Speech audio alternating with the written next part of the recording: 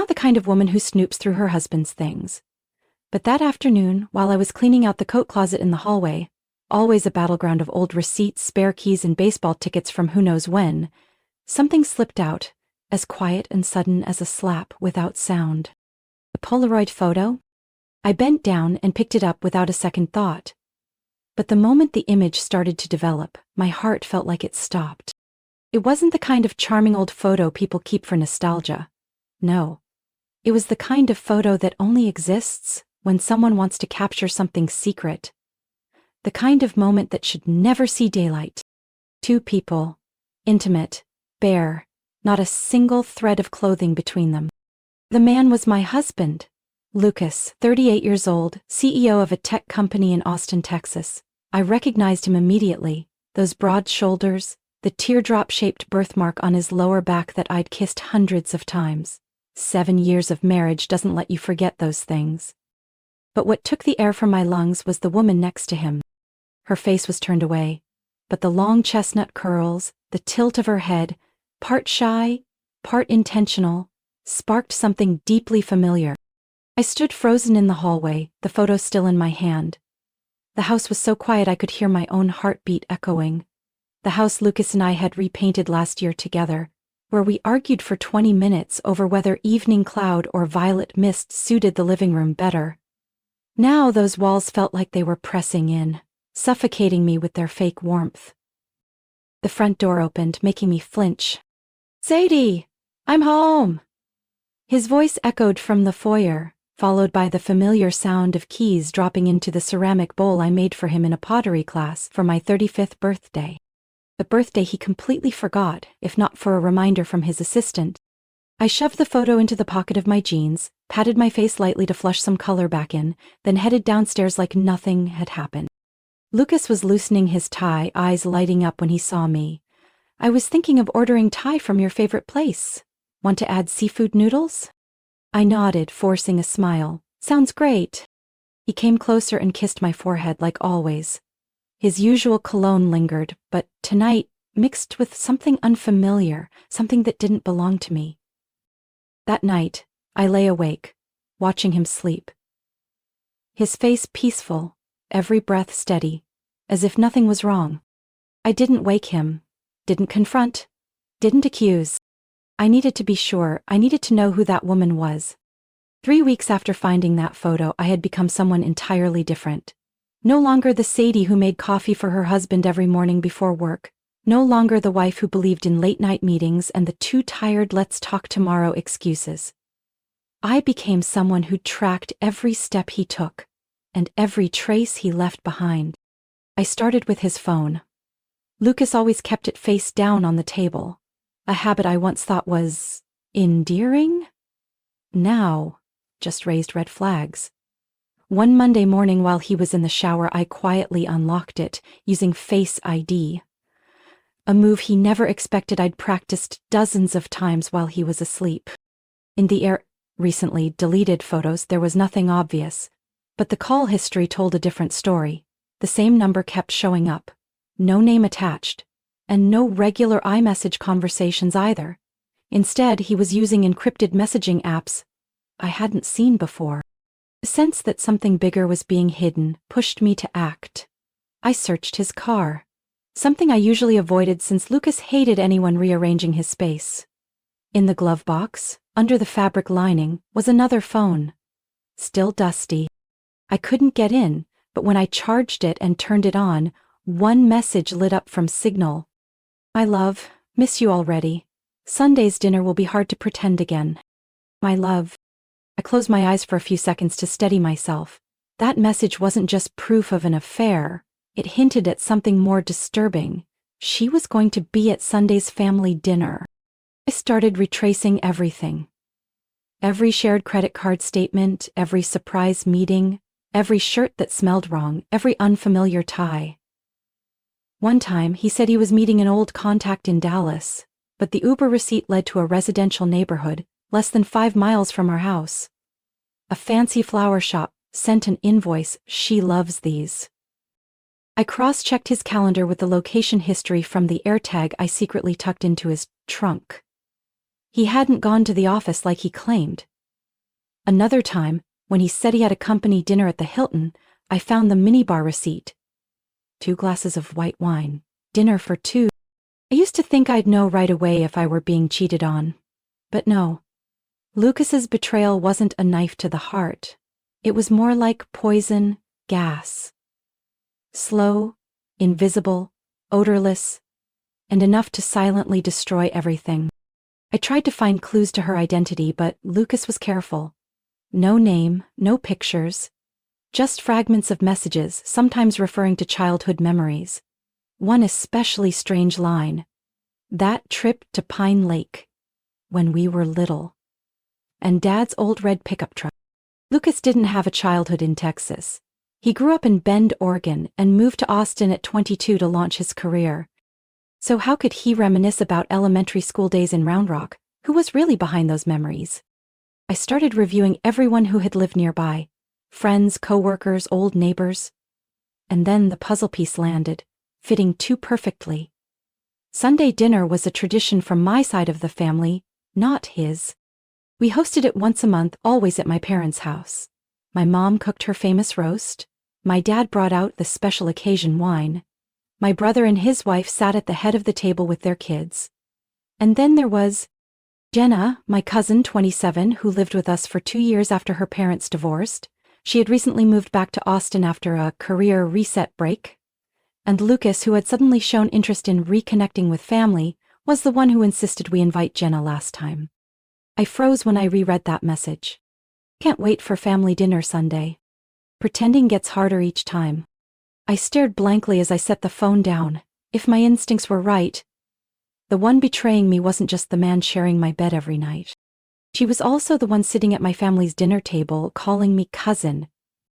That Sunday family dinner, I couldn't swallow a single bite.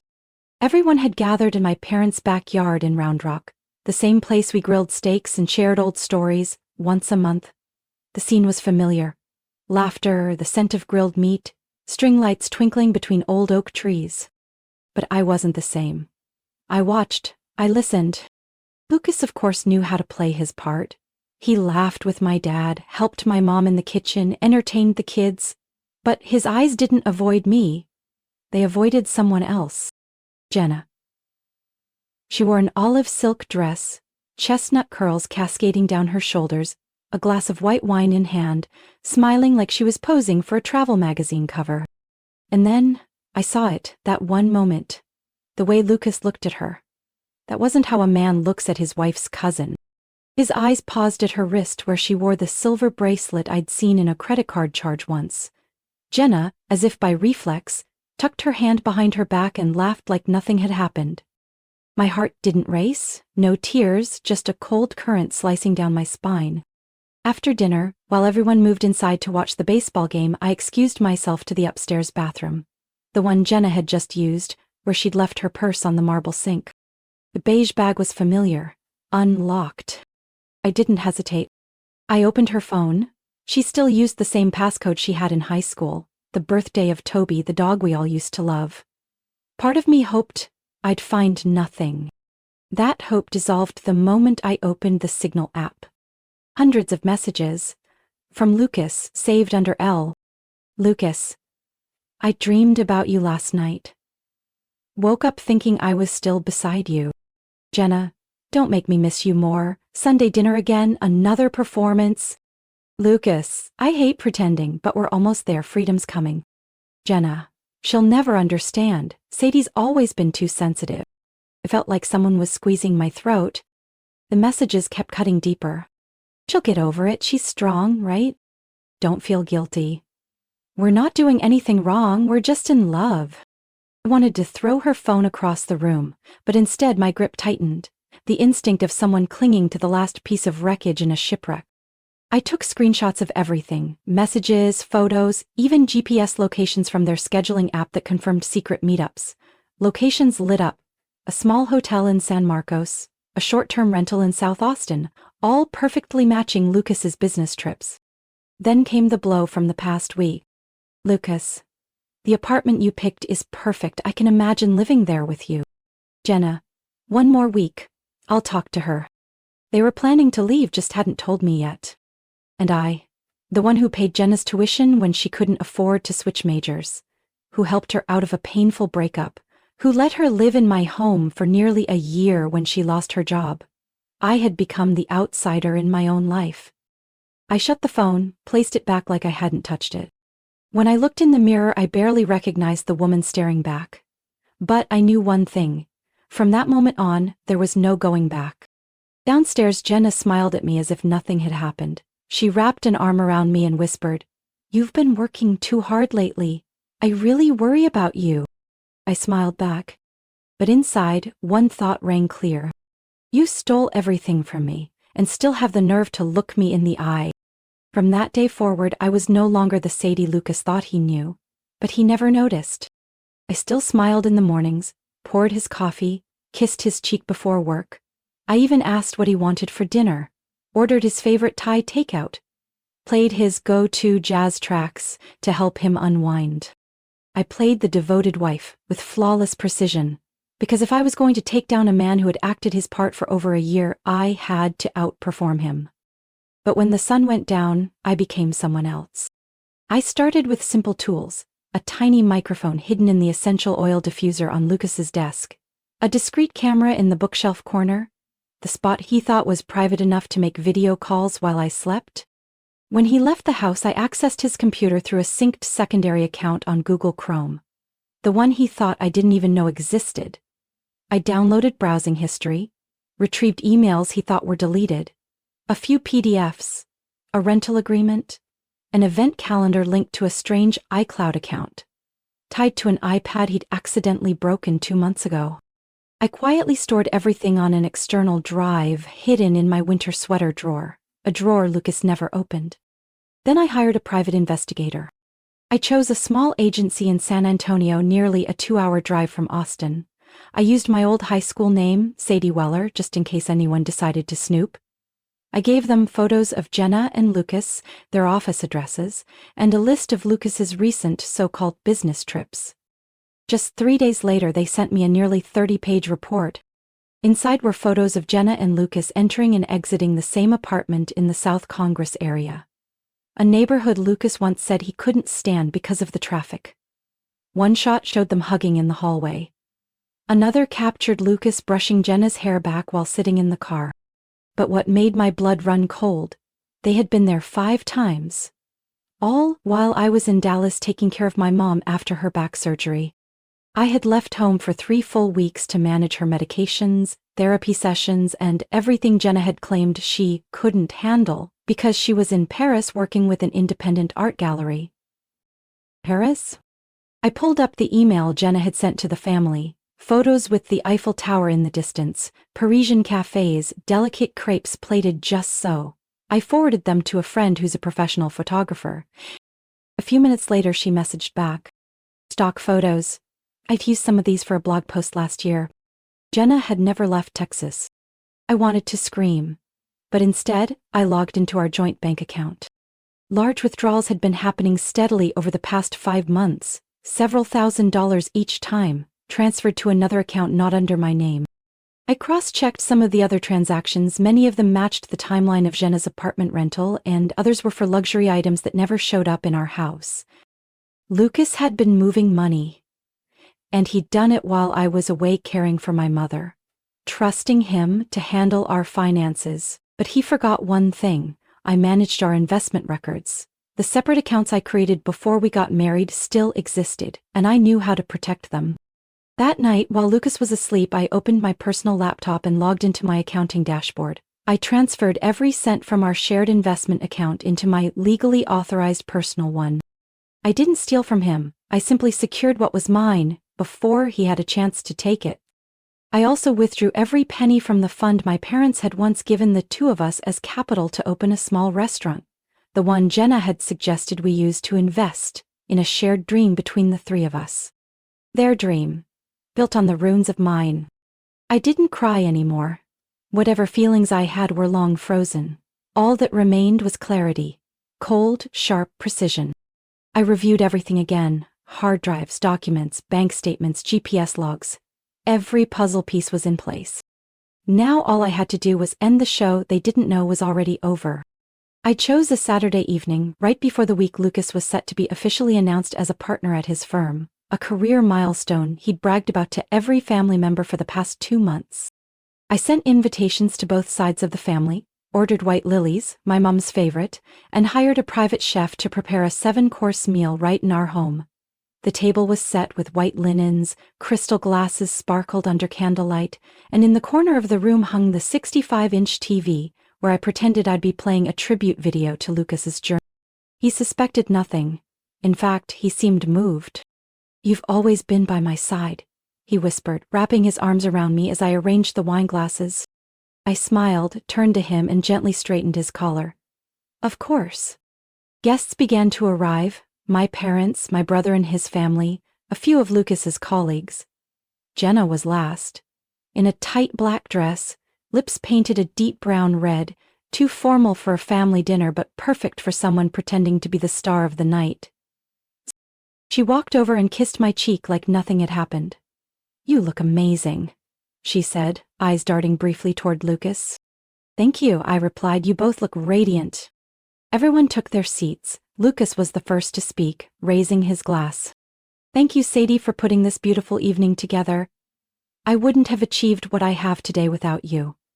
He smiled at me. "And of course, thanks to the whole family for always supporting me." I tapped my glass against his lightly, my eyes never leaving Jenna. "Before dessert," I said evenly, "I wanted to share a little something about Lucas's journey, just a few images I've quietly collected over the years." I pressed the remote. The large screen lit up. It started with wedding photos, us in our formal wear, under the floral arch, sunlight catching in my hair. Vacation pictures followed, family dinners, sweet snapshots with both our parents. My mom dabbed at her eyes. Lucas squeezed my hand, his gaze soft. I waited a few more seconds, then pressed again. The first image, Lucas hugging Jenna at the door of the South Congress apartment. The second, a message from Lucas to Jenna. "Pretending is getting too hard, just a few more weeks."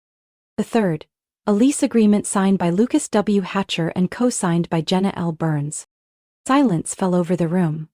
Only the faint clatter of a child's spoon hitting the floor broke it.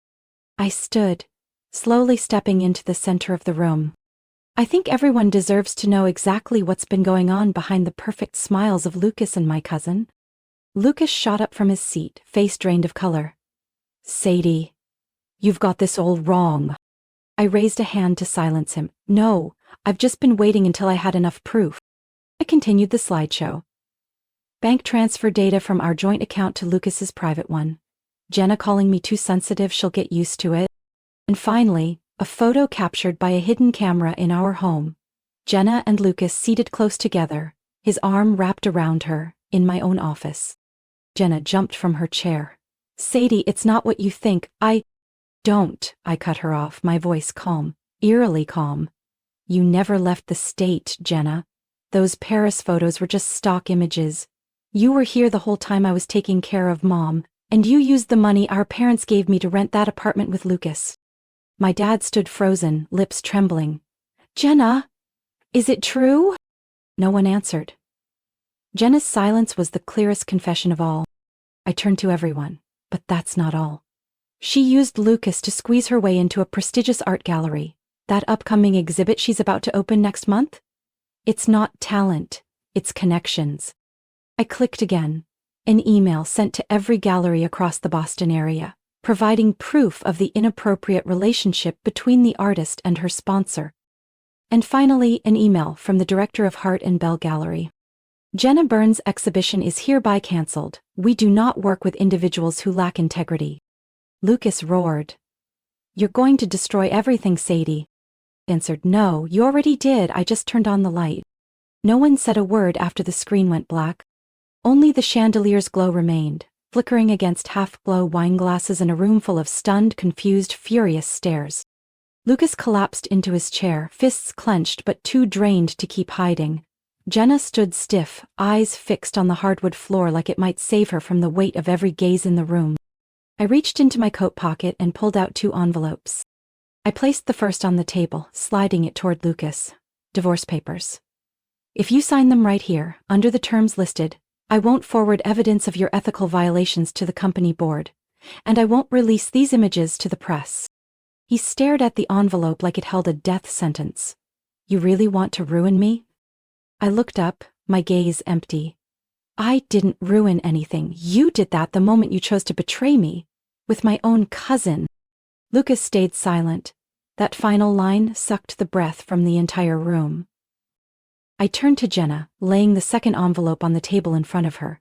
"A formal waiver of inheritance from our parents' estate, and repayment of every dollar I've supported you with over the past 5 years, tuition, rent, study abroad, plus interest." She looked up, quivering. "You're joking, right?" I answered softly but clearly, "No. And if you refuse, the screenshots of your messages with Lucas will be sent to every art contact in the region, even those you haven't worked with yet." Jenna reached out and touched the envelope but didn't open it. She stammered. "You once said you'd always protect me. And you once said I was the only person you trusted," I replied. "The difference is, I kept my word. You didn't." My father spoke, his voice low but firm. "Jenna, I don't know what you were thinking, but this family has no place for betrayal." Jenna opened her mouth to speak, but my mother stepped forward, her hand shaking as it rested on my shoulder. "How long have you been carrying this alone, Sadie? Why didn't you tell me?" I looked at her, and for the first time that night my voice cracked. "Because I didn't want anyone else to get hurt." My brother stood, walked around the table, and stopped in front of Lucas. "I thought you were part of this family, but you turned it into the backdrop for the cheapest betrayal I've ever seen." Lucas bowed his head. No words, no excuses left. Jenna sat down quietly, pulled a pen from her purse and signed the waiver. Her hands trembled. A tear dropped onto the corner of the paper. No one comforted her. I picked up both envelopes, slid them into my leather bag, and returned to my seat. "Thank you all for coming to tonight's dinner. I'm sorry it wasn't the joyful gathering you expected." My father stood. "Sadie, you don't owe anyone an apology. They do. And if you ever need anything, your parents are here." My mom nodded, tears streaming down her cheeks. "Family won't leave you alone again." Jenna stepped toward me, but I backed away. Not out of rage, but because the distance between us couldn't be measured in words anymore. Lucas stepped forward. "I'll sign, but Sadie, I cut him off. "Save that explanation. You'll need it for your company legal meeting on Monday." A dry laugh came from one of the guests. No one felt joy, but everyone saw clearly the tide had turned. 1 year later, I live in a small 6th-floor apartment in downtown Austin, overlooking Zilker Park. Floor-to-ceiling windows let in the early sunlight as I read the paper with a hot cappuccino beside a lavender pot I planted the day I moved in. No more fake dinners. No more mornings pouring coffee for a man who had planned his escape behind my back. I live alone. But I'm not lonely. My career at the architecture firm has entered a new chapter. After landing the Houston Commercial Complex contract, I was appointed project lead, a role I once hesitated to take because I was busy caring for family. Now I give my own ambitions the space they deserve. Lucas is no longer in Austin. After an internal ethics review for conflict of interest and client data misuse, he wasn't fired, but he was transferred to the Salt Lake City branch. Every speaking engagement, interview, and promotion vanished overnight. He tried emailing me just to explain. I never opened it. Jenna went back to Paris, this time for real. Not to host an exhibition, but to escape the eyes of those who once believed in her. She sent me 3 handwritten letters. The first said she was too tired of the family's expectations. The second was an apology, 5 pages long. The third was short.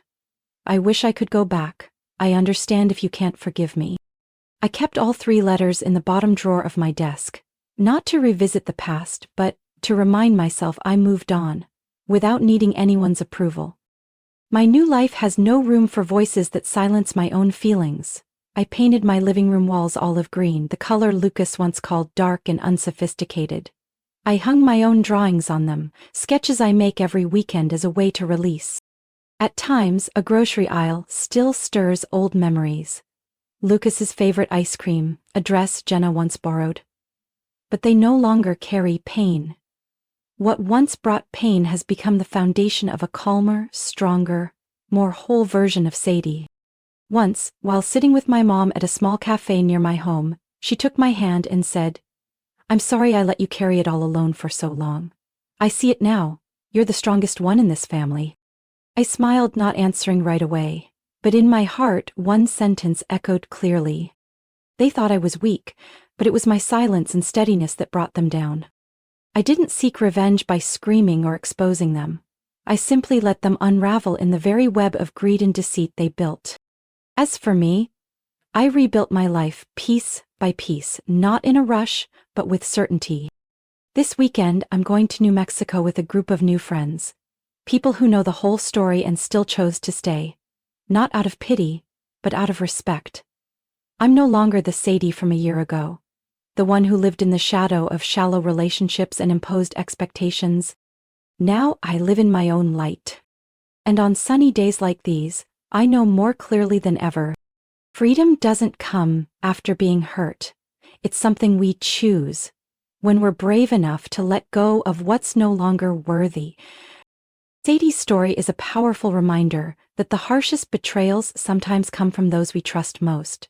But instead of retaliating in anger, she chose to rise with reason and strength.